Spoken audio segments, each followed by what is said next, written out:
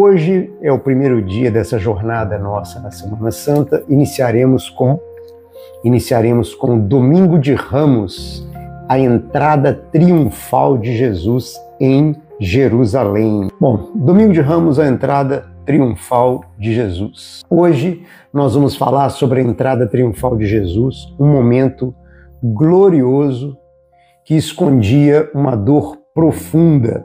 Ali nesta entrada no Domingo de Ramos, que nós iniciamos as comemorações da Semana Santa hoje, essa passagem que é a entrada de Jesus por Jerusalém, ele guarda um conflito grande, que é o conflito entre as expectativas humanas versus a realidade divina. Começaremos então a nossa caminhada desta semana por hoje fazendo um pedido de discernimento. Iremos fazer um pedido para que nós tenhamos sabedoria nesses dias de Semana Santa, para que nós possamos compreender todo o significado dessa importante passagem. Portanto, oremos rapidamente. Senhor, nosso Deus, ao nos reunirmos hoje, paramos para meditar na Tua Palavra, pedimos que o Espírito Santo nos conceda discernimento, nos conceda sabedoria, que os nossos olhos sejam abertos para enxergar além das aparências, que os nossos ouvidos estejam atentos para que nós possamos ouvir a Tua voz, Senhor. Os nossos corações fiquem sensíveis para entender a Tua vontade.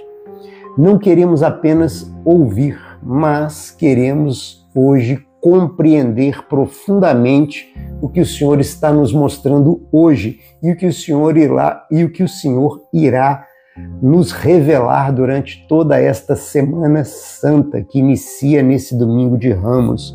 Que este conteúdo não seja apenas mais um encontro, mas um momento de revelação, de transformação e de alinhamento com o Teu reino. Em nome de Jesus, o Rei que veio em humildade e amor, nós oramos.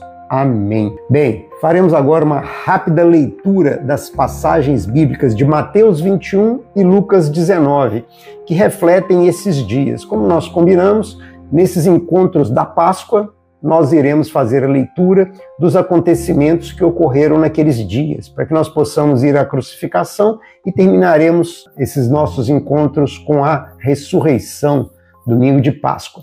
Então nós faremos a leitura bíblica agora de Mateus 21 e de Lucas 19, nos trechos pertinentes ao Domingo de Ramos. A entrada triunfal de Jesus em Jerusalém. E quando se aproximaram de Jerusalém e chegaram a Batfagé, ao Monte das Oliveiras, enviou então Jesus 2 discípulos, dizendo-lhes: Ide à aldeia que está defronte de vós, e logo encontrareis uma jumenta presa e um jumentinho com ela.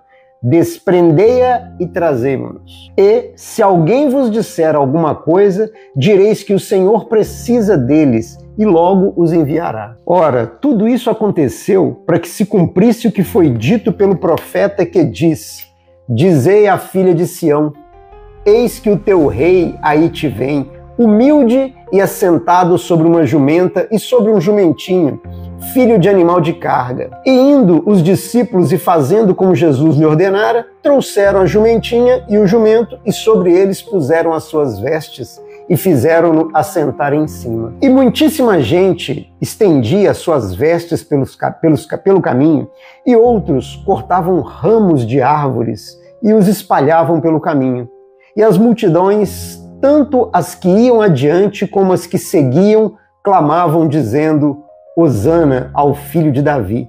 Bendito o que vem em nome do Senhor, Hosana nas alturas. E, entrando ele em Jerusalém, toda a cidade se alvoroçou, dizendo: Quem é este? E a multidão dizia: Este é Jesus, o profeta de Nazaré da Galileia. Agora iremos a Lucas, que também nos traz a passagem que reflete esse dia de hoje, o domingo de hoje.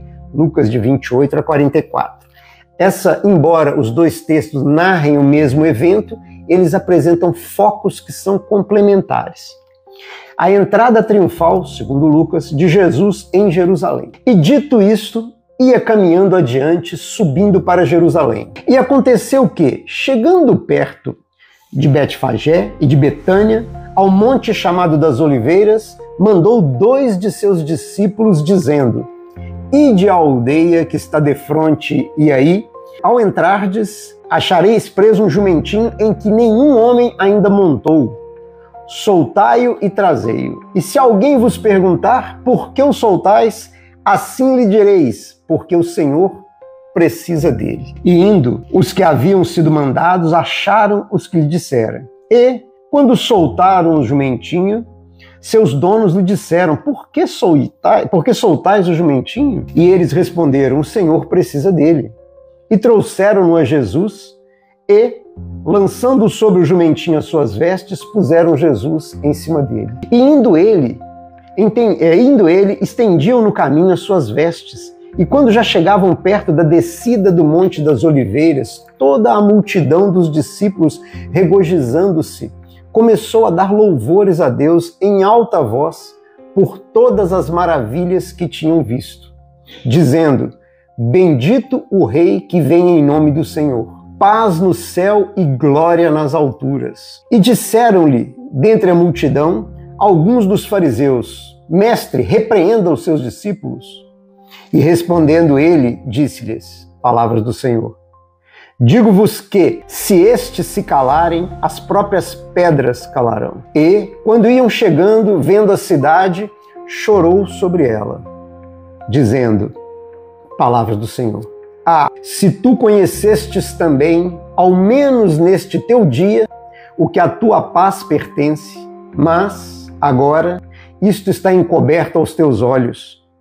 Porque dias virão sobre ti, em que teus inimigos te cercarão, trincheiras, e te sitiarão, e te estreitarão de todas as bandas, e de ti derribarão, e a ti e a teus filhos, que dentro de ti estiverem, e não deixarem em ti pedra sobre pedra, pois que não conhecestes o tempo da tua visitação. As 2 passagens de hoje são Mateus e Lucas, que trazem a entrada de Jesus em Jerusalém. Nesse ponto, quando Mateus nos diz, e a multidão, tanto os que iam diante dele, como os que seguiam, clamavam, dizendo, Hosana ao filho de Davi, bendito que vem em nome do Senhor, Hosana nas alturas. Ele diz em Mateus 21, 9, e Lucas nos lembra que, e quando iam chegando, vendo a cidade, chorou sobre ela, dizendo, se tu conhecesses ao menos este dia o que à tua paz pertence, mas agora isto está encoberto aos teus olhos. Lucas 19, 41, 42, segunda leitura que nós fizemos.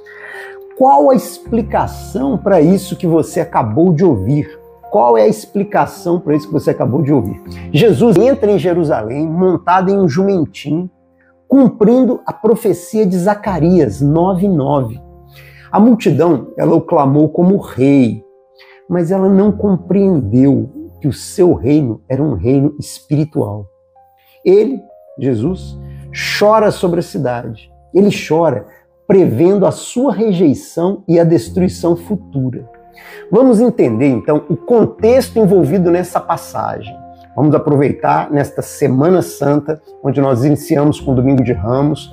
Vamos entender o que aconteceu nessa semana. Nós faremos a leitura diária até a ressurreição, para que você possa compreender a importância cristã que tem essa semana. Vamos, então, entender o contexto envolvido nessa passagem que nós acabamos de apontar. Alegra-te muito, ó filha de Sião. Exulta, ó filha de Jerusalém, eis que o teu rei virá a ti, justo e salvador, humilde, montado em um jumentinho. Zacarias 9:9. Entendemos que essa entrada de Jesus, ela foi consciente e a expectativa do povo é que estava contrário ao que estava acontecendo. Jesus, ele não entrou em Jerusalém por acaso. A sua entrada, montada num jumentinho, não foi uma improvisação. Ela foi um ato consciente e profundamente simbólico. Inclusive, foi um ato anunciado muito antes pelo profeta Zacarias. Ao entrar assim, Jesus estava dizendo claramente: eu sou o Messias. Porque Zacarias tinha anunciado a chegada do Messias desta forma.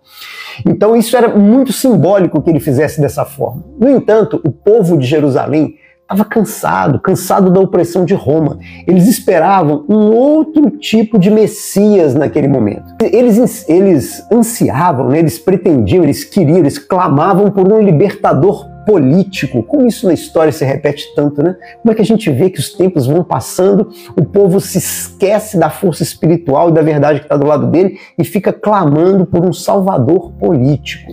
É o que estava acontecendo ali.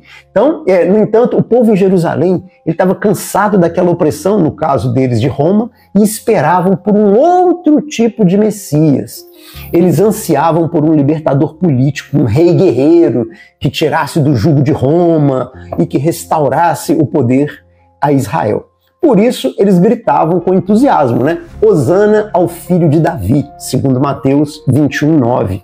Essa expressão era uma aclamação real, uma saudação ao Messias esperado.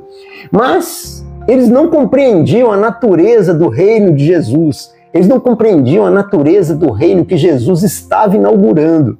O trono de Jesus, ele não seria feito de ouro, mas de madeira de cruz. A sua coroa não seria de louros, mas de espinhos.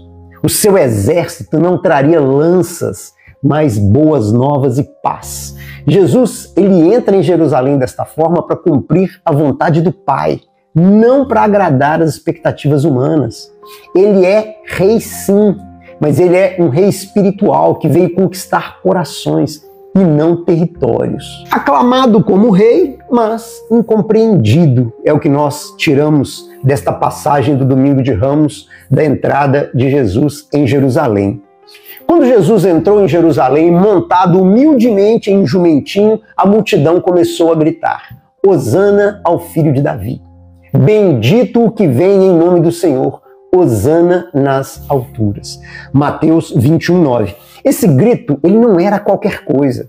Filho de Davi é um título messiânico fortíssimo. Eles estavam dizendo: este é o prometido, este é o descendente do rei Davi, esse é o Messias que nós esperamos.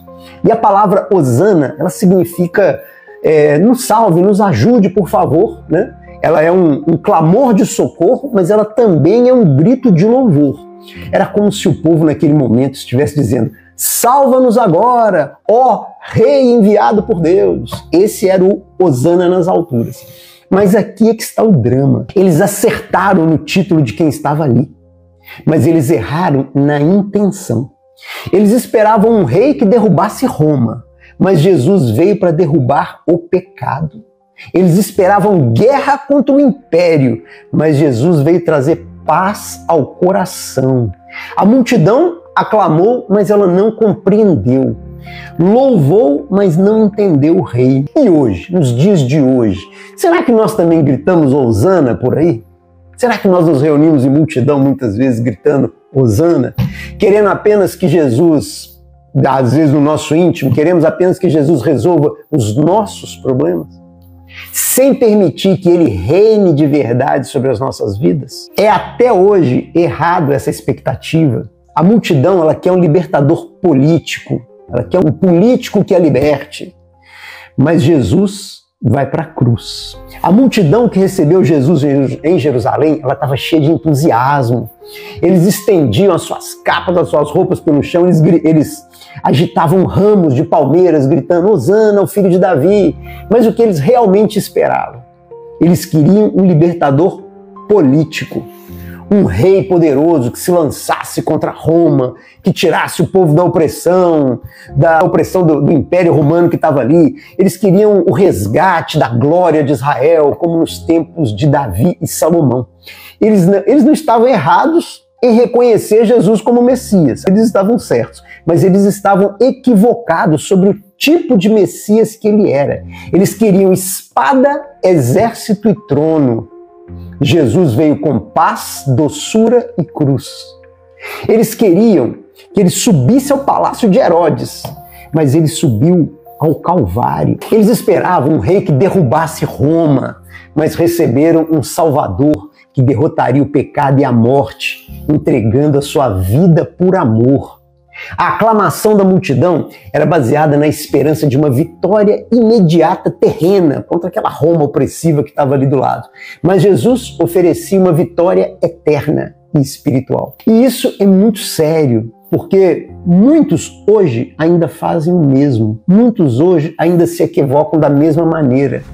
Acolhem Jesus esperando soluções humanas, esperando bênçãos, dinheiro, alívio, e rejeitam o Cristo da cruz, quando ele diz: quem quiser vir após a mim, que negue-se a si mesmo, tome a sua cruz e siga-me. Mateus 16, 24. O contraste que nós vimos na entrada de Jerusalém, o contraste era a festa pública e a tristeza íntima. Enquanto a cidade de Jerusalém estava em festa, cantando hosana, lançando mantos no chão, sacudindo ramos de palmeira, como quem estivesse recebendo um rei vitorioso de uma batalha, Jesus, lá do alto do Monte das Oliveiras, olhava para a cidade e chorava. Sim, o céu estava em silêncio enquanto a terra gritava. Todos viam um momento de glória, mas Jesus via uma tragédia profetizada. Ele sabia que aquela mesma multidão que hoje gritava hosana, em poucos dias iam gritar crucifica-o, crucifica-o. Ele via além das aparências, ele via o coração da cidade. Ah, se tu conhecesses ao menos neste teu dia o que a tua paz pertence. Mas agora isto está encoberto aos teus olhos. Lucas 19, 41, 42. Jesus ele chorou porque Jerusalém não entendeu o que Jesus estava fazendo. Ele chorou porque ele chorou porque eles sabiam fazer festa, mas não sabiam discernir, não viam a diferença da visão divina. Ele chorou porque eles buscavam um milagre, mas rejeitavam o arrependimento. Essa é uma das cenas mais comoventes da Bíblia, né? Uma multidão festeja e o Filho de Deus chora.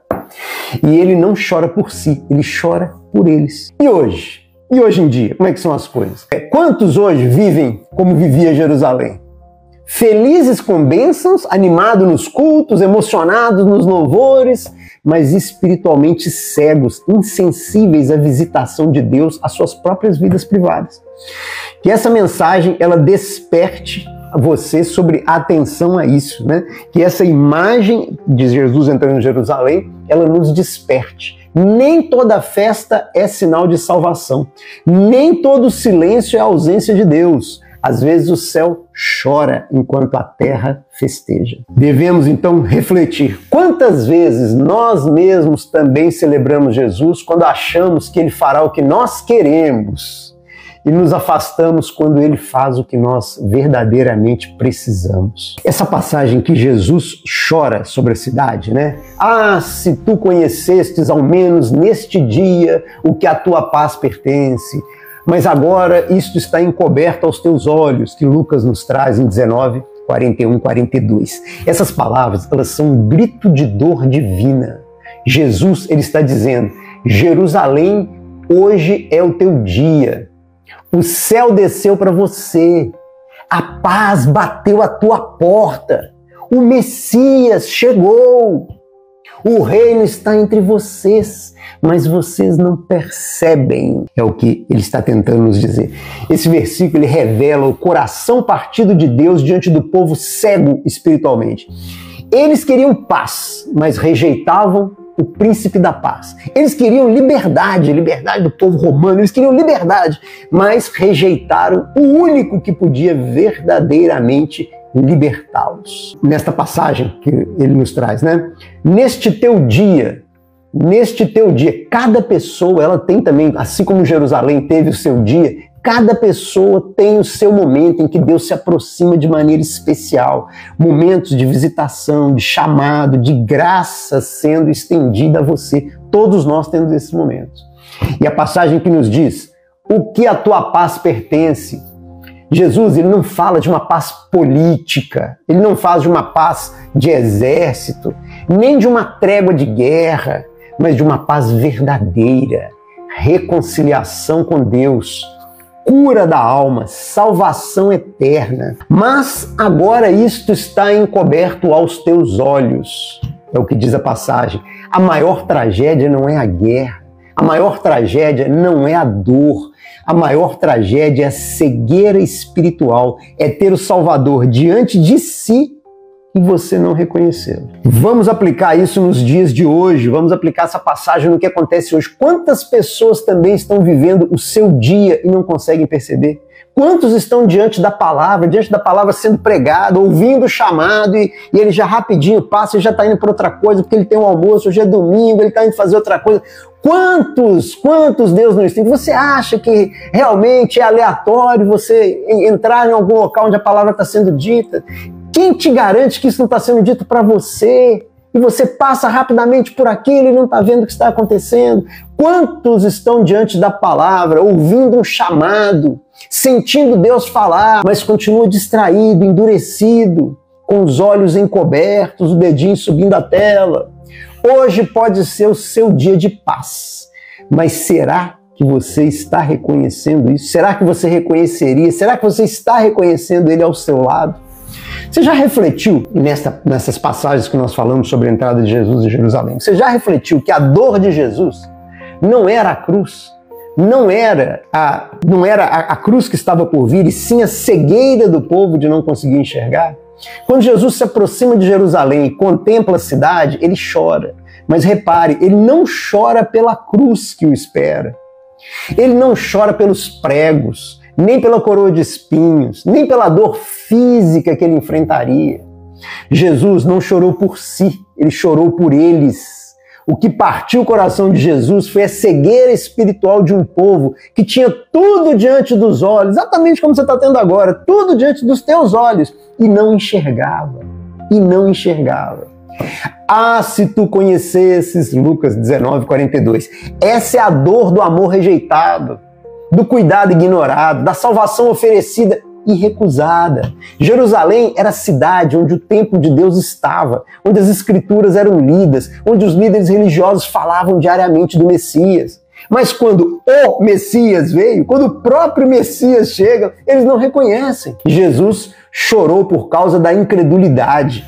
Ele chorou porque sabia que a cidade escolheria a espada em vez da paz, que prefeririam Barrabás a ele, que levantariam um trono para César, mas uma cruz para o Rei dos Reis. Com isso, nós podemos refletir sobre os dias de hoje, sobre os dias que nós vivemos hoje. Ainda hoje, essa é uma das maiores dores de Cristo. Não são os ataques dos ímpios que nós cristãos sofremos, é a própria fé, mas é a frieza dos que conhecem a verdade e escolhem ignorar. Passa para cima, deixa eu fazer outra coisa, deixa eu ir ali preparar um almoço. Isso é atual. Hoje, Jesus ainda chora por aqueles que se dizem religiosos, mas não compreendem o reino de Deus. Um pouquinho de reflexão para nós, nesse momento agora, é importante. Caso esse conteúdo esteja sensibilizando você, não esqueça de compartilhar e mandar para quem também possa participar desta bênção. Vamos refletir. E você tem acolhido Jesus como Ele é? Você tem aceitado Jesus como Ele é? Ou como você gostaria que Ele fosse para você? Você está preparado para o Rei da Cruz? Ou ainda espera um libertador político, um libertador social, emocional? Eu convido você hoje a reavaliar sua fé à luz da cruz e não apenas das bênçãos recebidas ou daquelas que você planeja que sejam dadas a você. Vamos então hoje para a nossa oração final, refletindo sobre esse dia importante. Deixe aí nos comentários os seus pedidos de oração para esse domingo de Ramos, em nome das pessoas que você queira ou dos propósitos que você busca, sejam a saúde, seja a paz, o trabalho, a tranquilidade, o lar.